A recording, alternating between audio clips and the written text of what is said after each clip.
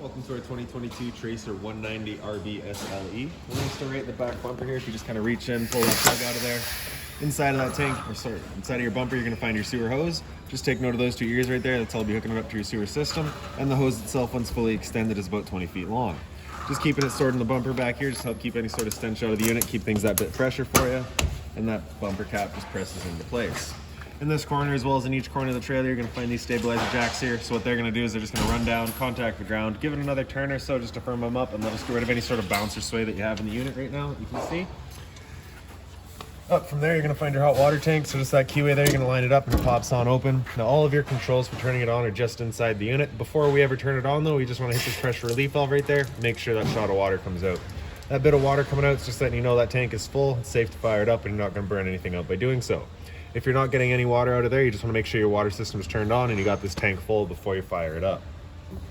Getting that keyway lined up, pressing it back into place, locking it back down, there you have it. Right up top here, we've got your city water connection. So just your water hose is going to plug into there, turn on the water, and that'll pressurize the water lines throughout the unit. Down below that, we'll find your exterior shower. So you're going to get a key just like this guy here. Stick it on into there, open her up. And you do get a 3-foot hose. It just kind of pulls on out of there. Your standard head, hot and cold water. So if the dog is getting outside, getting muddy, you can spray him off before he goes inside. That hose is just going to tuck back in there. Lay that head down underneath the handles, then you can lock her back up. And head from there, we're going to find your power port here. So as you pop that open, you're going to find a little notch in the bottom corner there. It's going to line up with this notch here. You're going to kind of press it in, give it a little 1/8 turn, that'll lock it down. And then you get the threaded collar in the back there to really lock it into place. Following the cord back, you're going to find a standard 30 amp end there. Most campsites are going to have that. You can plug straight on in and you're good to go. We do also provide you with a 15 amp adapter. So if you're looking to plug into a standard household outlet, you've got the power to do so. Also right down here, we're going to find your sewer system. So for that cap there, you're just going to kind of press it in, give it a little turn. You can see it pops right out of there. Got the exact same ears that your sewer hose had, so you're attaching it the same way. Press it in, give it that turn, locks in, and there you have it. On the left here, you got a gray valve. On the right, you got a black. So that black valve is controlling your black tank. That is going to be filled from your toilets. That's going to be your dirtiest water. We'll be dumping that first. Once that black tank's done, we'll come ahead to the gray. We'll dump that last. Gray tank is filled from your sinks as well as your shower. So typically cleaner water. We'll dump that last to help keep that hose clean. Couple of steps toward the front. We got your fresh water connection here. So just that cap pops out of there. Take your water hose and stick it into there. Turn on the water. That'll pressurize your water system. Fill up your water tank. Down below there, we've got your cable inlet. So just a coax cable to plug into there and fire up at your TV location. Down below that, we've got your solar panel plug-in. So just a Furion solar panel plug into there, automatically charges your batteries. Down from there, we've got your, on the right side here, that is your fresh water tank drain.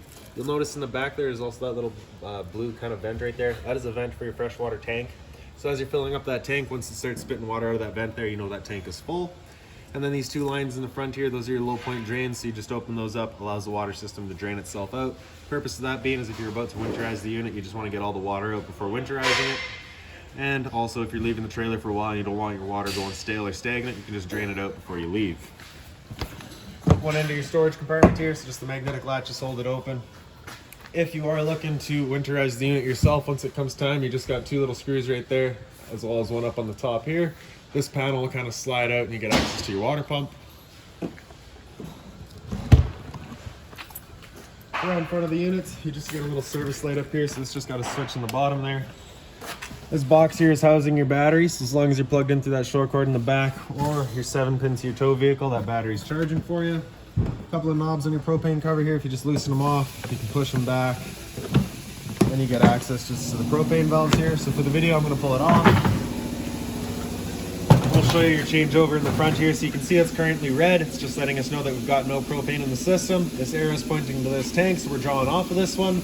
As we open it up, you'll see that go green, letting us know that we've got propane in the system now.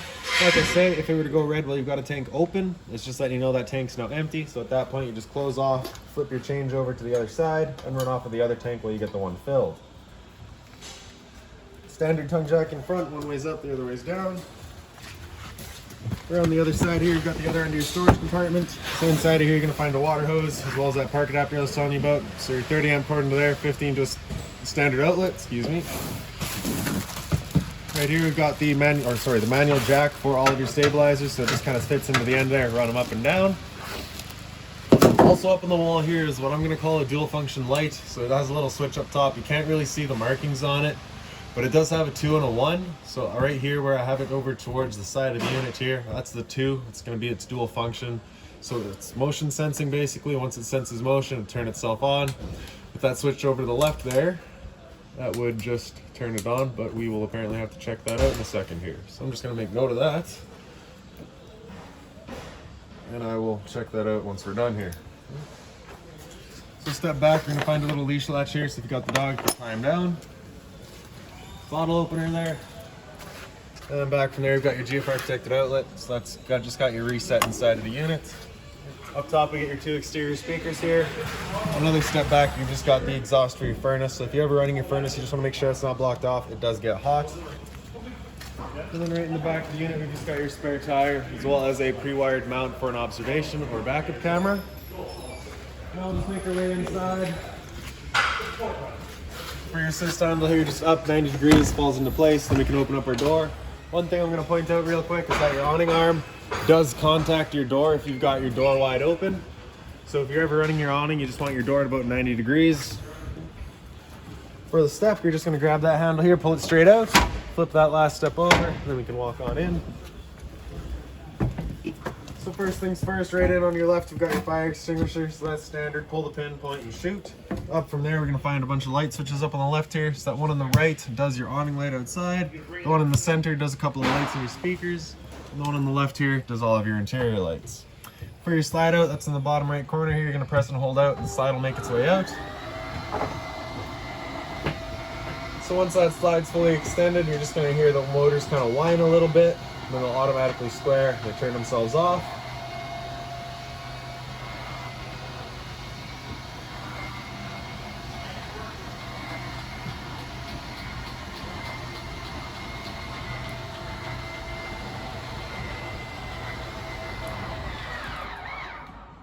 So once you hear those kind of whines, that's done.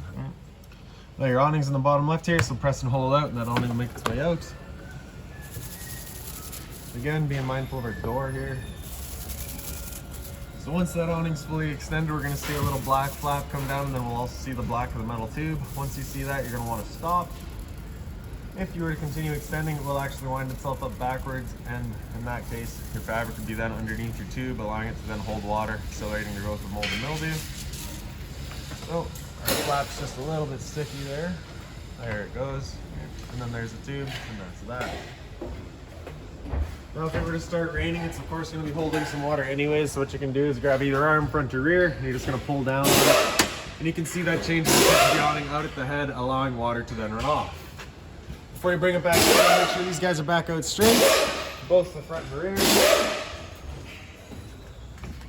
Then we'll just press and hold in, and that awning will make its way back in. Another thing to keep in mind with your awning is once you get up to about 15 to 20 kilometers an hour wind, you want to bring it back in. It catches all that wind, and you do run the risk of bending your arms.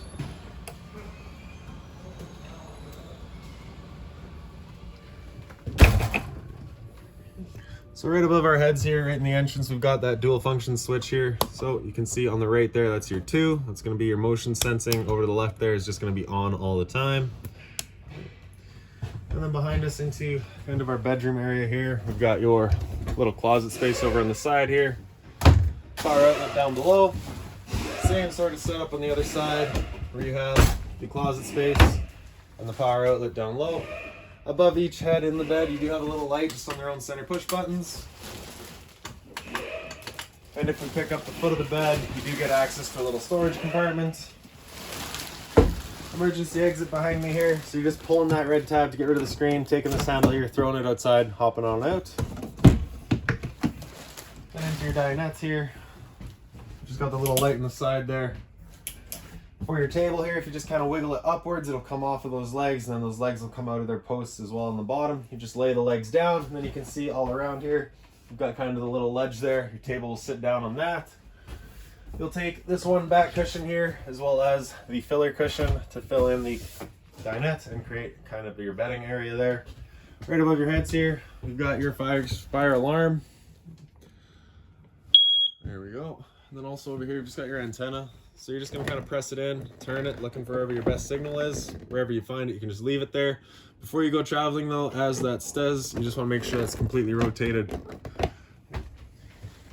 And then for your kitchen here, so right above the sink, you've got a little light there, again, center push button. Hot and cold water, of course, the mobile head. Some storage down below, just being mindful of our drains in the back there. G5 protected outlet here, as well as one up underneath there by the light. Your drawers. Up top, you've got your microwave here, so that's pretty standard, just like home. Not much I can teach you there. Down below that, we've got your stove vent. So you got your fan on the left, light on the right. So if you're ever running your stove, you just want to make sure that fan is turned on, evacuating all of our fumes. Bifold cover just flips on back. You're going to take the knob, turn it over to the little flame, hit the sparker, and she fires right up. Now the first time you go to use your propane system, especially if you've been away from the unit for a while, it can take a minute just to fire everything up. Just has got to clear the air of the propane lines. It's perfectly normal. Firing up the stove first will kind of clear that out the quickest. Just folds on over. This little button on the right there, if you press it up, does all of your knobs. If you press it down, does your knobs as well as the stove. For the stove, you're going to turn it over to that little flame there. Hit the sparker, and then you can see that pilot light in the back there gets going. And once you do get it going, you just want to hold the knob in for another couple of seconds, then you can release and that flame will hold itself.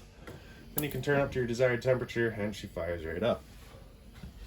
Once we're done, we can turn it back down to just the pilot light and it'll hold just the pilot light for you. But if you're traveling or leaving the unit for a while, you just make sure that's right off. Down from there, you've got your converter. Press the top and center, pops on open. Get all of your breakers down the middle here. Whenever a breaker breaks, it's going to sit in the center, so just turn it off and then back on. On the right side, we got all of your fuses. Whenever a fuse pops, you'll get a little red LED right beside it, letting you know exactly which one went. Returner for your furnace down here. And then for your 12-volt fridge here, just got that travel latch. You can open her on up. You get temp selection across the top center there. On top, we got your freezer. So this is 12-volt fridge, so as long as you're plugged in, got your battery charged or charging, this fridge is going for you. Up on the wall here, you've got your thermostat, so just press and hold that power button, we'll turn it on. Starting in fan speed, so you can see we're currently H for high. The fan will turn on high and just move some air around. If we hit fan here, it'll come down into low. So again, just moving some air around, just the low fan. Hit that mode button there after fan, it'll come down into dry. So at this point, it's gonna run the air conditioning fan on low, as well as keeping the compressor on, just trying to keep things, getting rid of the humidity for you. Mode again after that, it'll come down into cool. So at this point, it'll actually turn on the compressor and start giving you cooling. Temp selections just with your arrows there. With your air conditioning going, you basically got two different options. You can have this lever here closed, in which case we're using all of our ceiling ducting to move our air, or you can open it up and it just dumps all this air in the living area here. So when you first get out to your campsite, you want that open, cool off this air as quickly as possible, then close it off to start moving the air throughout. Mode again after that, it'll come down into heat. So at this point, it'll turn off the air conditioner and turn on the furnace. Again, just arrows for temp selection. You don't have control over your fan speed when the furnace is going, it's just going to be running. And the furnace is moving its air through all of the portals that you're going to find up on the walls. Got that on by the entrance. After that, if you just press and hold that power button, it'll turn itself off. There you go. Your entertainment area here, so you get some storage up top. TV backers right there. Cable and satellite outlet up top. Down below is your antenna outlet. For turning that antenna on, you just got that button right there. It turns on that green light, letting you know it's fired up. That will also help clear up your stereo signal. Power outlet for it, as well as your AV cables, which are hooked into your stereo. For the stereo, you're just gonna hit that power button there, turn it on. Zone 1 is the sound bar itself. Zone 2 is your outside set of speakers. Mode to cycle through all of your modes. So TV would be your AV cables, DVDs through the back of the unit, Bluetooth connect to your phone, and then radio. So select, you can get through all your settings. Get your seeks as well as your pause and play, and USB is just charging. Power button, turn it back off. There you go. Some storage down here. And then that little black box right beside it there is just your LP detector. So propane's heavier than air, it sits on the floor. This guy detects it, starts going off just like a smoke detector. Into the bathroom back here. So inside, actually the light switch is again just a dual function switch. Get some storage up top here as well as below that. If you're looking to access your hot water tank for winterization or summerization, you just got a screw here and as well as in the back of this little trim. You're gonna pull that panel out or slide it over to the side and you got access to your hot water tank. Toilet here pops on open, flushes front and center. Up on the wall here, we've got your monitor panel up top. So in the bottom right corner, we've got your water pump switch. Turn on that switch, turns on your pump, drawing out of your fresh tank to pressurize your lines. Monitor system top, so battery on the bottom. You can see we're currently C for charging. G would be good, F is fair, L is low. For your fresh tank, as you fill that up, it'll go to 1/3, 2/3 and full. Same idea for your black and your gray. Down below that, we've got your hot water tank controls. So on the left here, that's turning it on with electricity. And then on the right here, that's turning it on with propane. If you turn that on, you should be able to hear the click in the igniter from right here. Yep, you can hear that guy fire right up. So we know that tank's good. If you're to get that light there in the center, it's just letting you know it hasn't fired up at that point, just off and back on to reset it. Get some storage down below your sink here. Hot and cold water, of course. And around on the side here, you've got your GFI protected outlet. So chest on the left, reset in the center.